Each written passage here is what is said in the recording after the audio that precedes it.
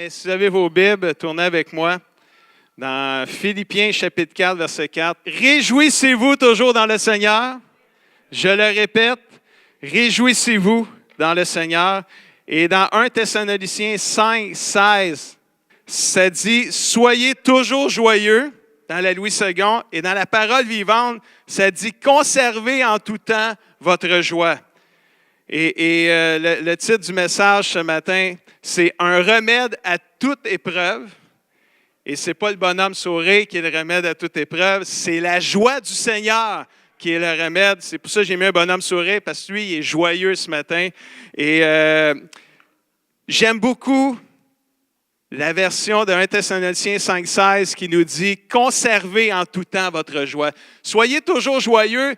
C'est quand même un défi pour le chrétien, mais je crois que le défi, ce n'est pas d'être toujours joyeux, c'est de conserver notre joie en tout temps.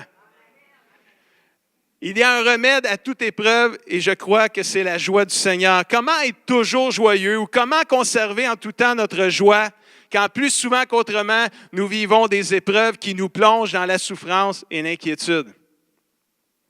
C'est facile d'être dans la joie quand tout va bien. Vous êtes d'accord avec moi là-dessus, là? Comment rester positif dans un monde si négatif? Comment rester optimiste quand notre monde s'écroule autour de nous? C'est là que la joie intervient et arrive. Une des conséquences de la présence de Dieu dans le chrétien, dans l'enfant de Dieu, c'est quoi? C'est le Saint-Esprit qui vient en nous. Et une des conséquences du Saint-Esprit qui vient en nous, c'est la joie. Ou un des fruits du Saint-Esprit qui vient en nous, c'est la joie. C'est un des buts de Dieu pour nous, d'être joyeux en tout temps.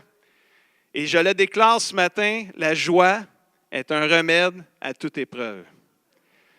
Comment conserver notre joie? On va regarder 3 bonnes raisons ce matin pour conserver notre joie. La numéro 1, c'est Dieu offre l'espoir. Dans Romains 5, versets 1 et 2, la Bible dit « Nous avons été rendus justes devant Dieu à cause de notre foi. Et nous sommes maintenant en paix avec lui par notre Seigneur Jésus-Christ. » Juste d'être en paix avec Dieu, ça devrait nous donner de la joie déjà. Par Jésus, nous avons par la foi, nous avons pu avoir par la foi accès à la grâce de Dieu. Quelqu'un dit amen à ça, là. Dans cette grâce-là, laquelle nous demeurons fermement. On l'a eu au début, puis on est encore dedans dans la grâce de Dieu. Et ce qui nous réjouit, ce qui nous donne de la joie, c'est l'espoir d'avoir part à la gloire de Dieu aussi. Quand on va être dans le ciel aussi, on va l'avoir à 100%. Quelqu'un a dit qu'une personne pouvait vivre 40 jours sans manger. Oui. Quelqu'un a aussi dit qu'on pouvait vivre 3 jours sans manger et sans boire. On ajoute sans boire. Quelqu'un pouvait dire qu'on pouvait vivre 8 minutes sans respirer. Mais il y a quelqu'un qui a aussi dit qu'on ne pouvait pas vivre 1 minute sans espoir ou sans espérer. Plusieurs personnes ont de l'espoir, mais plusieurs ne l'ont pas placé dans la bonne chose. Plusieurs ont mis leur espoir dans leur travail, dans leur salaire, dans leur bonne famille, dans leur personnalité, etc. Mais toutes ces choses sont temporaires et peuvent nous être enlevées anytime, nous enlevant ainsi l'espoir si on met notre espoir dans ces choses-là. La joie est pratiquement impossible sans espoir. Les gens désespérés n'ont plus de joie. Si on a de l'espérance, on a de la joie. C'est ce qui fait notre joie, c'est notre espérance. Dieu offre l'espoir ce matin. C'est une des raisons pour laquelle l'enfant de Dieu peut être joyeux ce matin. C'est parce qu'on a une espérance vivante. Alléluia. Un jour, bientôt, très bientôt, mes yeux verront Jésus. Les enfants de Dieu ont une raison de pouvoir être joyeux et positifs. C'est notre espérance. On peut se réjouir dans notre espérance. Comme le verset, on se réjouit. Ce qui nous réjouit, c'est l'espoir.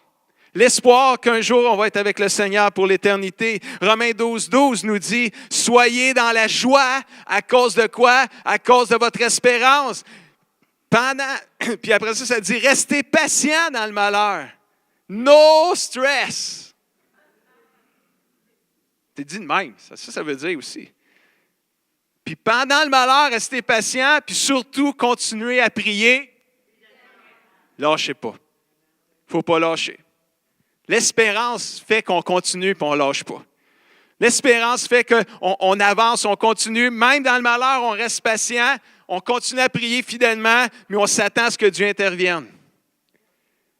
Puis des fois, ça y prend du temps, selon notre temps à nous autres. Mais lui, un jour, c'est 1000 ans. Fait que c'est lui, il est vraiment ce gros no stress, là, lui. Notre espérance est dans le Seigneur. Cet espoir que nous avons avec Jésus, c'est la première raison pour être joyeux. Même dans les situations difficiles. Tu sais que tes souffrances sont temporaires. Même si quand tu es dedans, tu penses qu'ils ne s'arrêteront pas. Et qu'un jour, tu sais que tu vas être délivré de tous ces malheurs-là. Sois dans la joie à cause de l'espérance qui est en toi comme enfant de Dieu. Amen. Dieu offre l'espoir. Juste ça devrait être suffisant pour nous donner la joie. Mais il offre d'autres choses aussi. Il nous offre un but. Dans Romains 5.3, il y a un but à tout ça. Là. Mais il y a plus. Il y a plus que l'espérance. Dès maintenant, nous pouvons être remplis de quoi? De joie. Wow. Au milieu des épreuves et des souffrances. Oh! Wouh! Excitons-nous ce matin. C'est quand même hot, là. On peut être rempli de joie au milieu des épreuves et des souffrances. Ça, c'est l'espérance des chrétiens. C'est comme l'avantage d'être un enfant de Dieu, parce que les épreuves et des souffrances, tout le monde en vit sur la terre, chrétien, pas chrétien. Mais pour le chrétien, on peut être rempli de joie au milieu des épreuves et des souffrances. Oui, malgré nos difficultés, nos détresses, nos souffrances, nous triomphons, nous gagnons, car nous savons que ces épreuves et souffrances contribuent à notre bien. Wow! L'épreuve nous apprend à être patients. C'est du monde qui a besoin de patience. De toute façon, on en a tous besoin, anyway, quand même qu'on ne veut pas le dire. Non, moi, je ne le dis pas parce que moi, je ne veux pas d'épreuves. Mais tu vas en avoir pareil. Parce que tout le monde en a des épreuves. Tout le monde est testé sur la terre. Anyway. Oh non, moi, je ne veux pas dire que j'ai besoin de patience parce que là, je vais être éprouvé. Juste dire ça, ça prouve que tu vas être éprouvé, tu as besoin de patience. L'épreuve nous apprend à être patient et nous apprend à porter nos fardeaux sans réchigner. Je trouvais ça quand même spécial, c'était écrit dans la Bible. Réchigner, je suis allé voir, pareil que ça voulait dire. Ça veut dire sans grogner, sans murmurer, ou sans râler, ou sans chialer. Toute cette famille-là, finalement. Là. Ça fait partie du rechignage. Arrête de rechigner. Moi, j'aime quand même mieux dire arrête de chialer. Ça sonne mieux, mais rechigner, c'est poli quand même. Là. Beaucoup de gens ont une mauvaise conception qu'une fois les problèmes partis, ils seront heureux. Mais sur cette terre, les problèmes ne finiront pas, on le sait. Le défi, c'est d'apprendre à conserver notre joie malgré les épreuves et les souffrances.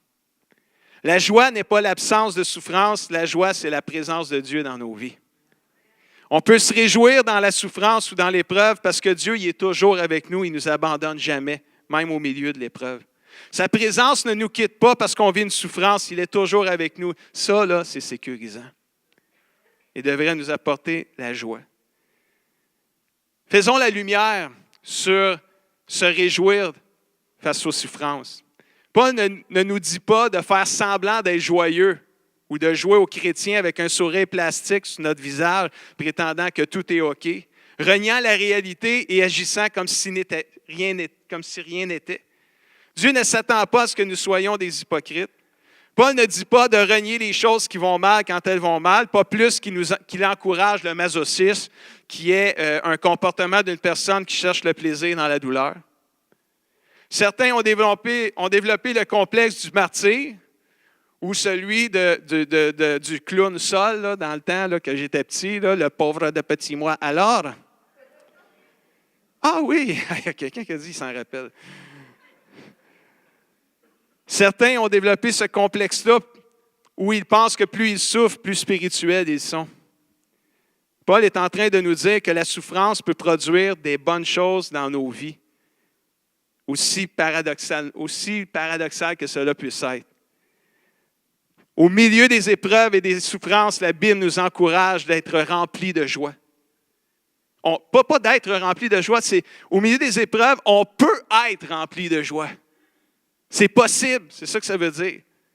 Nous nous réjouissons dans les souffrances parce que nous savons qu'il y a un but derrière celle-ci, celle de nous rendre persévérants et victorieux. La manière de voir les choses, c'est-à-dire notre perspective, fait toute la différence. Comment réagirons-nous aux problèmes au travail, aux problèmes à la maison, aux problèmes de santé va dépendre souvent de la manière dont on voit les choses, notre perspective. Paul nous dit que la souffrance produit la persévérance. Alors, nos épreuves et nos difficultés prennent de la valeur dans ce sens-là. C'est plus facile d'endurer la souffrance quand tu sais qu'il y a un but derrière. Je le sais, ça fait 4 mois, là, ça m'a pris 4 mois de traverser tout ce que j'ai vécu. Cette semaine, c'était ma plus belle semaine. J'ai eu un sentiment de bien-être toute la semaine. J'étais en train de... Ça commence à être fini, là. Puis je le sais, là, je travaille de ça, je peux vous dire, la joie du Seigneur, il y a des jours, je ne l'avais pas tout le temps, là. Il y a des jours que je devais me parler. Guy, la joie du Seigneur est ta force. La joie du Seigneur est ta force. Oui, je le sais, là, mais je n'ai pas l'impression qu'elle l'est ce matin, là, tu sais. Mais la joie du Seigneur, la présence de Dieu, l'épreuve, puis là, tu le sais, là, puis là, tu es au milieu de l'épreuve, puis tu le sais que tu peux être rempli de joie, mais tu le sais qu'à la fin, ça va contribuer à ton bien à quelque part. Mais je confirme que ce verset-là, c'est vrai. Je confirme le verset qu'on a lu tantôt qui disait dans Romains 12, « Soyez dans la joie à cause de votre espérance, restez patients dans le malheur, continuez à prier. » C'est un peu ça que j'ai fait dans les 4 derniers mois. J'ai été patient, des fois j'étais impatient, j'avais hâte que ça finisse. Il y a des jours où je me sentais bien, je disais à Aline, je disais « Hey, c'est le fun, c'est fini, je suis guéri. » Ça durait juste le temps d'une nuit ou d'une journée. Puis l'épreuve revenait tout le temps. Puis là, il fallait que je reste patient, puis il fallait que je continue à prier fidèlement. Puis quand on le fait, Dieu intervient éventuellement. Parce que l'épreuve, la souffrance, à un moment donné, a fini par arrêter. On ne souffre pas en vain. Ça rend persévérant.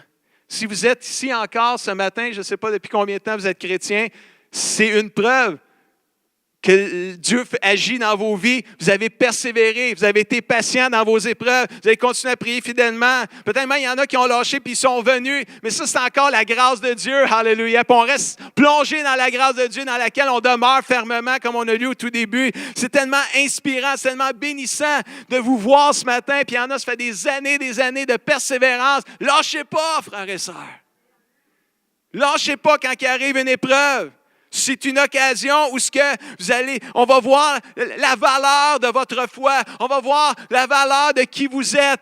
Vous allez persévérer, vous allez passer au travers. Vous allez dire, hey, je l'ai eu, j'ai passé au travers, Dieu est intervenu. Vous allez découvrir que le Dieu que vous servez, c'est le Dieu de victoire. C'est le Dieu qui est fidèle à ses promesses. Alléluia. On ne souffre pas en vain, ça rend persévérant. Ça rend victorieux. Romains 5,4 aussi. Dit, la persévérance conduit à la victoire, puis la victoire dans l'épreuve conduit ou nourrit l'espérance. C'est encore meilleur. La persévérance conduit à la victoire dans l'épreuve, puis la victoire dans l'épreuve nourrit l'espoir. Puis nous, on se réjouit parce qu'on a de l'espoir. Ça veut dire que l'épreuve, quand elle arrive, c'est comme le diable, lui, essaie de s'en servir pour détruire l'espérance en nous. Pour nous éloigner de notre espérance, nous faire lâcher le Seigneur. Alors, regarde ce que c'est d'être chrétien. Regarde, t'es chrétien, mais regarde ce que tu vis. Puis là, tu essayais de semer le doute en nous, d'abandonner, de lâcher, de perdre la foi, de lâcher Dieu. Mais Dieu, si on persévère, on va gagner. You! On va gagner si on persévère. On est sûr de gagner. Parce que la persévérance, ça va nous conduire à la victoire dans l'épreuve. Ça, c'est excitant. Puis la victoire, un coup tu l'as, elle va nourrir l'espoir, puis la roue tourne. Puis là, je me réjouis dans mon espérance. Il arrive une épreuve, je suis ébranlé, je suis secoué. Qu'est-ce que je vais faire? Je vais lâcher, je vais abandonner, je vais continuer. Ah non, je vais continuer. Alléluia. Je vais persévérer, même si c'est difficile des fois. Je vais rester patient dans le malheur. Je vais continuer à prier fidèlement. Dieu va intervenir. Parce que si je persévère, un jour, la persévérance va me conduire à la victoire dans l'épreuve. Alléluia. Puis la victoire dans l'épreuve va nourrir l'espérance.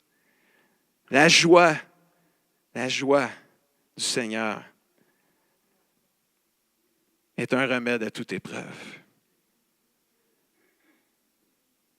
Dieu nous offre son espoir. Dieu nous offre un but d'être persévérant, d'être victorieux. Puis on a chanté une couple de chants sur le 3e. Dieu offre son amour ce matin. Romains 5,5, cette espérance-là ne nous déçoit pas. Parce que Dieu a répandu son amour dans nos cœurs par le Saint-Esprit qui vit en nous.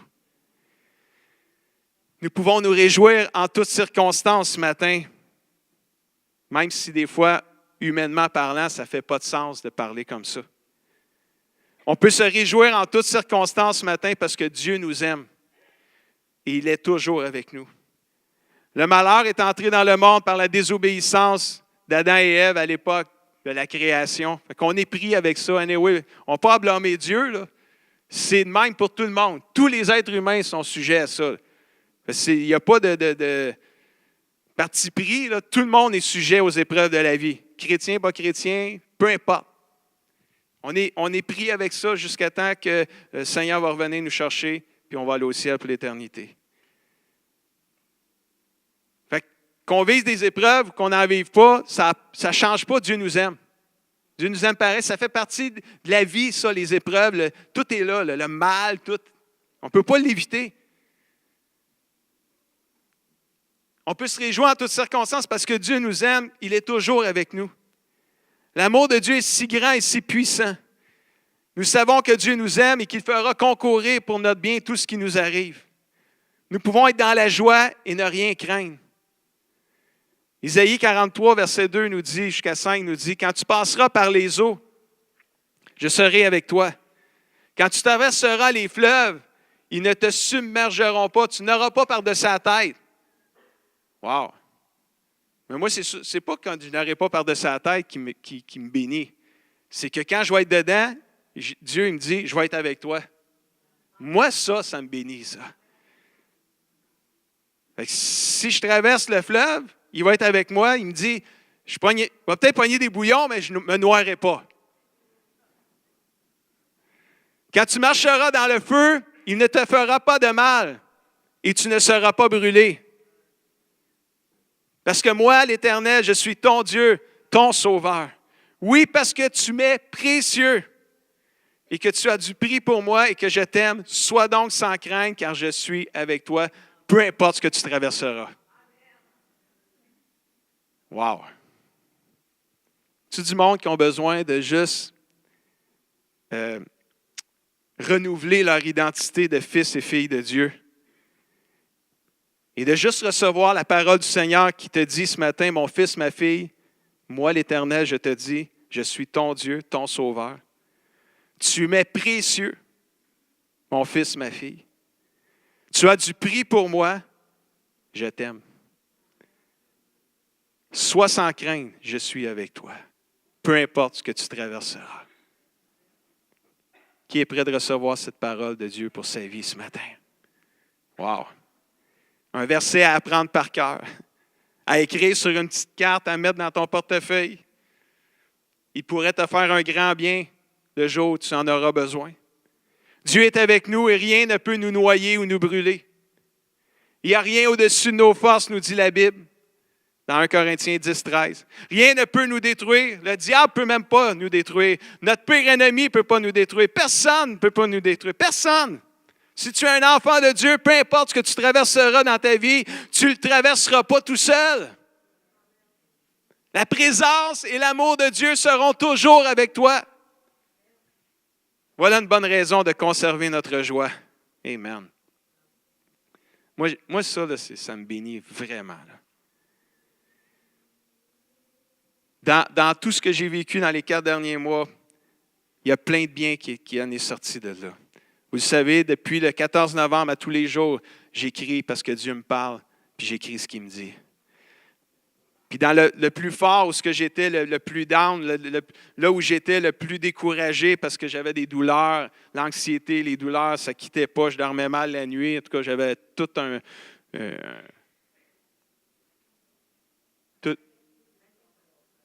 mélange, en tout cas. Là, il me manque le mot. Là. Tout un cocktail. Il y en avait plein, là. Puis à un moment donné, il y a un matin, puis des fois, j'étais découragé, puis je disais à Dieu, ça va-tu finir par finir? Puis là, Dieu, des fois, il me disait, n'aie pas peur, je suis avec toi. Mais ça, c'était le fun qu'il me disait ça, là, mais pas ça que je voulais entendre. Là. Moi, j'ai juste demandé, ça va-tu finir par finir? Je voulais juste qu'il me dise oui. Là. Puis, puis là, il me disait, Guy, n'aie pas peur, ça va finir par finir à un moment donné.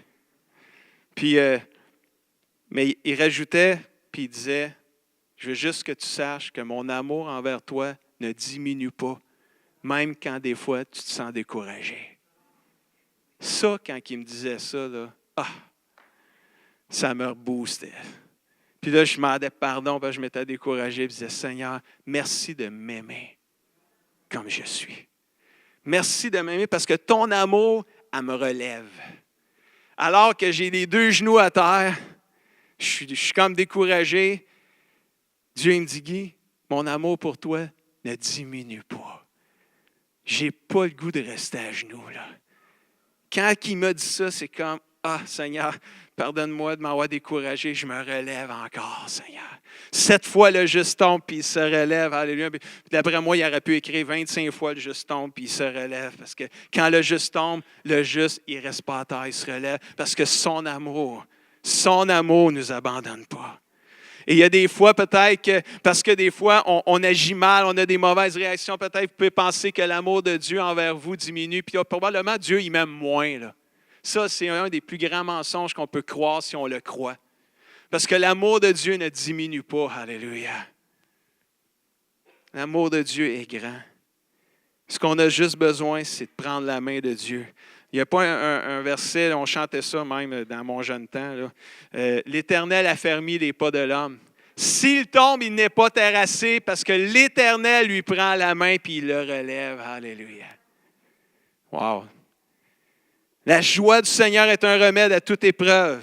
Parce que Dieu offre l'espoir, parce que Dieu nous donne un but au travers de ça. Il nous amène à la persévérance, qui nous amène à la victoire et à l'espérance. Il nous offre son amour, sa présence. En conclusion, ce matin, Proverbe 15, verset 13, « Un cœur joyeux rend le visage aimable. Et quand le cœur est dans la peine, l'esprit est abattu. » Ou quand la tristesse, un cœur joyeux réjouit le visage, mais la tristesse décourage l'esprit. Dans Proverbe 17, 22, un cœur joyeux est un excellent remède, mais l'esprit déprimé mine la santé. La joie du Seigneur, on le voit là, c'est un remède à toute épreuve. L'esprit déprimé, ça mine la santé. C'est quand tu es déprimé, tu remplis ton cas.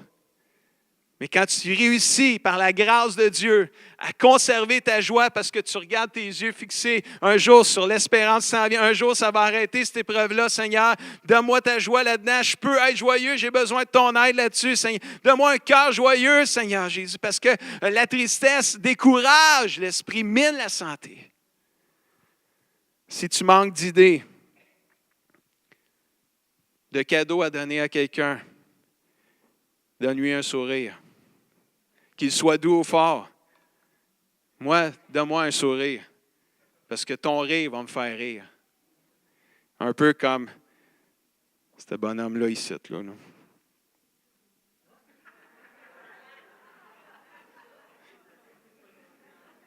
Pourquoi vous riez? Parce que c'est drôle. Parce qu'il rit.